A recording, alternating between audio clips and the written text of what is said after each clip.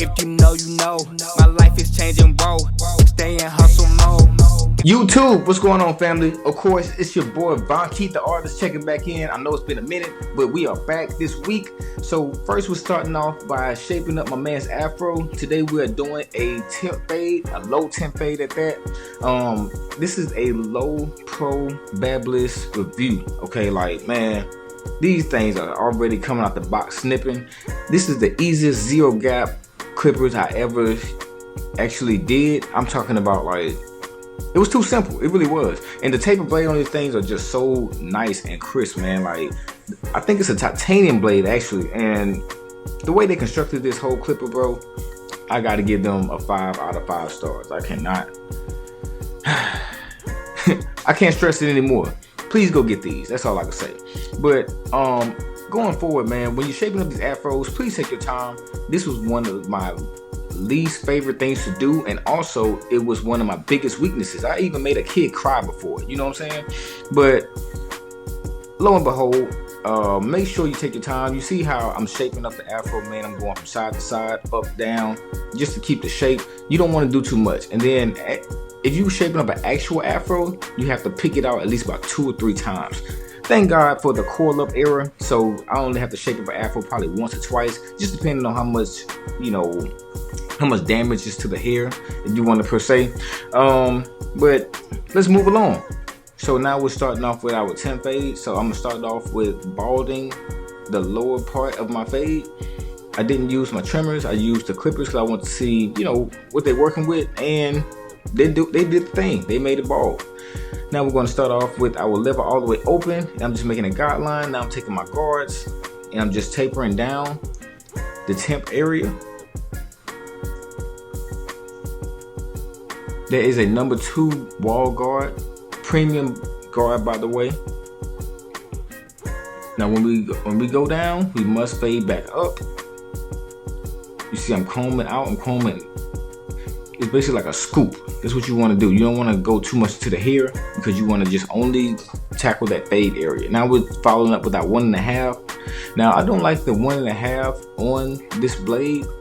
I don't know, maybe my guard is just a little loose, so I had to use the single magnetic ones that I found on Amazon. You'll see it on another video that I use eventually, but you can see I'm kind of holding it. I'm kind of frantic when I'm cutting through with my 1.5 on this seam, but we still got the job done.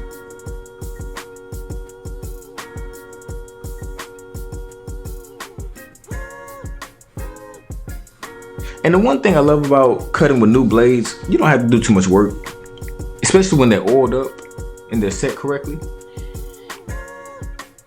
Now we're taking our Andes single magnetic guard. These things work like a charm on these type of blades.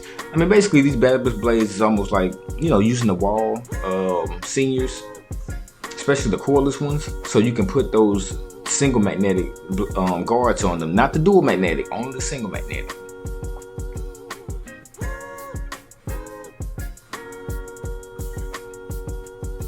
You see I gotta tackle that little bit of hair right there. Gotta debulk the fade just a little bit more. Now the fade start to come alive.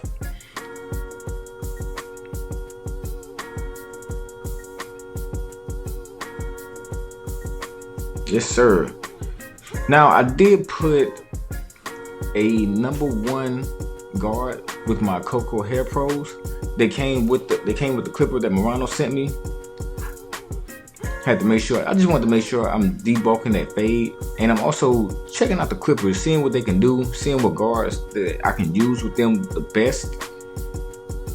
Now I'm just gonna go ahead and rake down, because when you're keeping those tapers really low, you have to do some raking. You do, because you can still see that line just a little bit.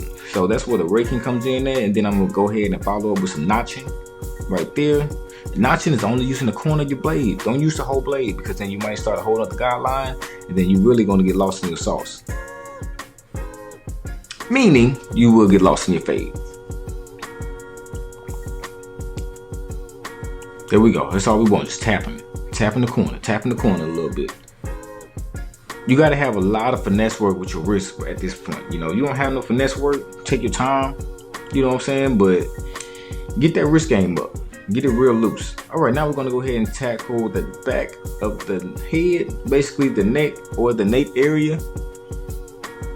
Now, this is one of my pet peeves, man. I hate seeing, like, when people grow their hair out, barbers like to just taper the nape area, and they don't actually blend in where the hair is flowing into the nape area. It's like, come on, man, like where the occipital bone is, pretty much. So it's like, you know, it's just hair and bald. That doesn't look good, bro. Like, take your time, man. Like, now if someone's growing locks or something like that, I'll let you slide, but you have to, that's why you have to consult. You know, you have to ask them, like, hey, are you growing braids? Are you growing your hair out or something like that? Because if you're not, I'm about to cut this thing, man. I'm about to blend it out, because I don't need you walking around here looking crazy. And I don't want nobody looking like, oh boy, he half-ass did your head.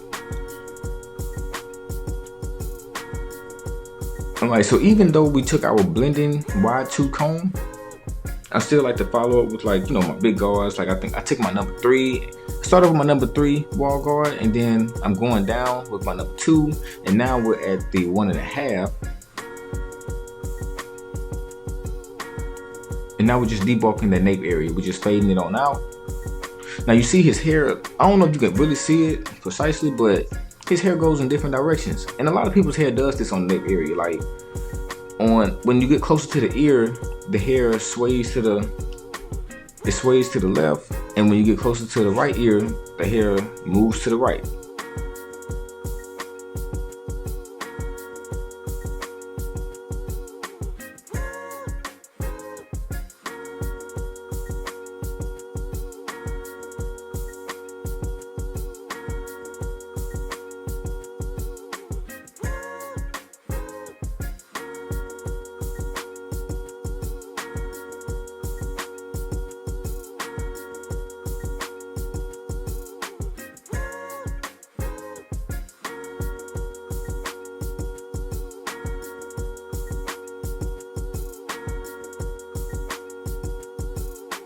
All right, now we're gonna go ahead and just take our taper blade all the way open, lever on the first lever, and we're just gonna do that cleanup work. You see I'm just notching at this point, because, you know, my man's hair is very soft, very curly, so we gotta make sure we just get those dark spots, just so that fade can make sense.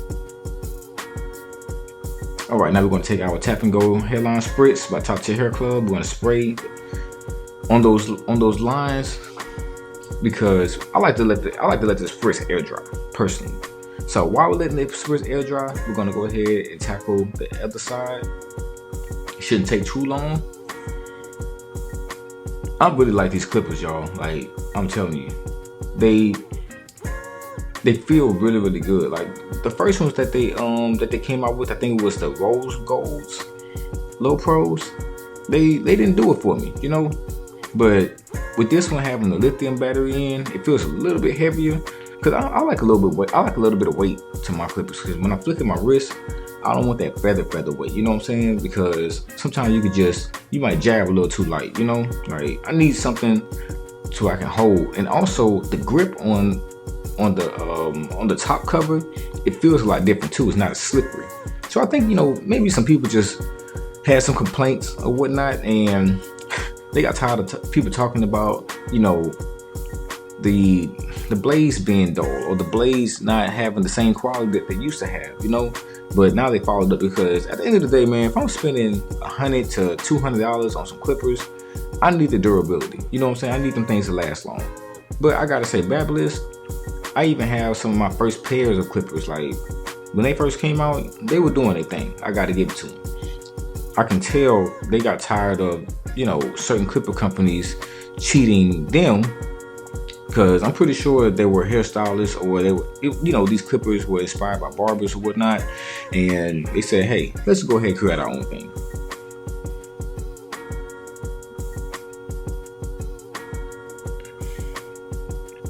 Now, I hope this is a better angle view for you, because I am left-handed.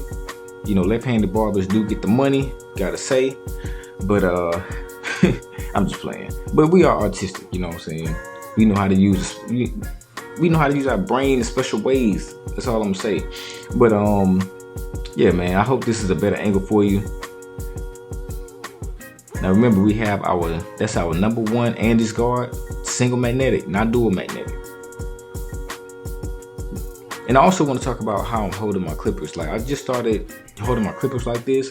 I actually like it. It's a lot easier on my wrist, and it's a lot easier on my fingers, because when you start cutting about 8 to 10 heads daily, you know, that can put a lot of stress on your hands. And please make sure, as barbers or as hairstylists, you're icing your hands. If you don't ice your hands daily, or at least every couple days, your hands will tend to get very, very tired. Even tattoo artists. One of my good friends, Case Hogan, please go check him out on Instagram. He does really, really good tattoos out here in Atlanta. He told me he had, you know, his hands or his fingers locked up one time just from tattooing, because, you know, they're holding their hands pretty much closed on that gun for hours and hours at a time. And when you're locked in, when you're focused, you don't think about that, you know. And then when that adrenaline is rushing, you don't feel it, you know. You don't feel it until afterwards. So please make sure you are icing your fingers daily, or at least every couple days. And also make sure if you're standing on your feet all day, get your feet massaged, or get a foot massager at home.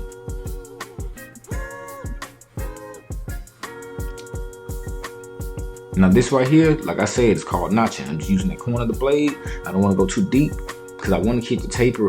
When it gets to that light and dark phase right there, you want that transition to stay right where it's at, because my client wants the taper to stay low. All right, man, here goes those Lo Pros. These are trimmers, bro. Like, them trimmers, you're talking about 6,000 RPM. That's a different type of ball game. I ain't gonna lie to you, like, whew, man, these things are snipping. I mean, look at that sharp line. Shout out to Clipper Grinder. He did give me those blades. I didn't use the original blades on these Lo Pros, because I was just so excited. I wanted to see how these will snip with the 6,000 RPM with a sharpened and modified blade. And I mean, you can just see for yourself. I mean, we're about to get to the hairline process as well, but you know, that neck area is sharp, man. It's sharp. And also, I even asked my client, you know, how does it feel even when I'm going against the grain like that? He said it didn't even hurt. So hey, these are all right with me. Now we're taking our icy blue foam wrap. We're gonna go ahead and massage all that into the head. Now usually I do take some gel as well, and I massage it into the head, and I'm gonna take my twisted up comb. Shout out to them. You can go buy that comb on Amazon. And you know, I usually typically take at least about 3 to 5 minutes just to coil the hair up, and I let it dry a little bit longer as I'm lining the hair up, and then I go back and follow up and get all those hairs that I couldn't coil up correctly. Because this is the type of style that people like, and you know, when it's done correctly, it looks really good. I ain't gonna lie to you. Now, a lot of people say the hairline is the most important part of the haircut.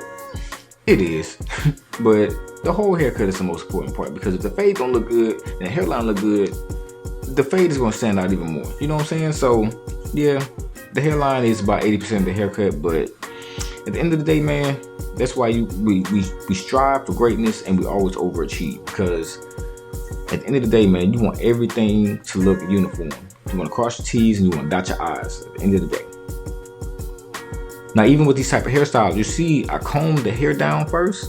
Make sure you comb that hair down, because when my client goes home and he styles it, he can comb that down too. And also, you're not pushing them back, because if your client is coming about every 2 weeks, then you don't want to keep going up and up and up, especially with sharp blades.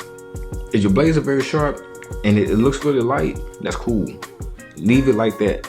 And even consult with your client. Tell them, like, hey, this is the reason why I'm doing this. Now, if they want to go up, that's where you talk to them and say, okay, cool, you can go up.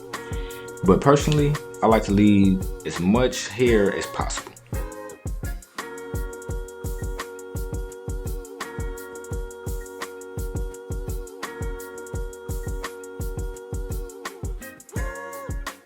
Now, of course, I like to razor my vertical bars first, especially when the hairline is a little light. And I'm showing you the different angle right there, because, you know, this is where my ring light is right in front of my camera, so it may look a little glossy. That's the only reason why you can't see how sharp the hairline really is, but it is sharp, I guarantee you, because I did put that tap and go hairline spritz on his hairline and I let it air dry. But this is the better angle for you. Now you can really see it. Okay, there we go. My bad, y'all. You know, I be clowning in the shop, man. Like, well, in my suite. I still let people, you know, sit in my suite or whatever, especially when people are comfortable with one another, or, you know, people that cross paths before. You know, I like to have good dialogue. I like to have open conversation, and I like to get people's opinions on things. And yes, I talk about religion. I talk about politics. I don't, you know, I know it says it in the barber book, don't talk about that, but it's good to know the type of people that you're around and the type of vibes and energy that they're bringing. And I don't judge. That's the reason why I can talk about that. So just keep that in mind. All right, so yeah, we did put that magic pencil on my boy because he doesn't get any enhancements, and I still want the haircut to have that fire on it, especially for y'all on my YouTube channel. But of course, I like to razor out that pencil line just to, you know, give it that extra little pop. Now you see, I have to push his hairline. I had to push his hair down. I had to push his head down. I'm sorry, just so I can see his hairline perfectly. But then, you know, he sets his hair right back up. So, I mean, at the end of the day, this is just a cleanup work. But when I'm doing the hairline, I like to push my client's head down just enough to where I can see, because I am not the tallest guy in the world, and I'm not the highest grade of weed in the dispensary, ladies and gentlemen. So I can only do what I can do, and I do not like standing on my tippy toes when I'm lining somebody up, because I can fall forward or I can end up tripping and leaning over somewhere, and then that can result in messing up someone's hairline. So I like to set my chair all the way down, even though my chair sits high. So, and a lot of my clients, for some reason, are tall. Like, I think my average clientele is 5'11", 6 foot. But shouts out to them, man. But yeah, man, make sure you're tilting your client's head down just so you can get the best angle. Now we're gonna go ahead and scissor all those extra little wild hairs out, because this makes the coiled hairstyle look a lot better. And you see I'm just, you know, fingering through, making sure I'm getting all the hair. All right, then we gotta hit them with that hairspray. Hey man, I hope y'all like this video. Appreciate y'all for watching. Von Keith the Artist is out. Well, ladies and gentlemen, hey man, these are true. Got my man Dante in the back making a cameo. About to put him in the video next. I'm about to see how these bad boys test on him. But hey, you see it? I like them. Matter of fact, I love them. These about to be my new go-tos, y'all. Stay in hustle mode. Got some brand new clothes. Hit them with a pose. Check what I just drove. My car don't touch the road.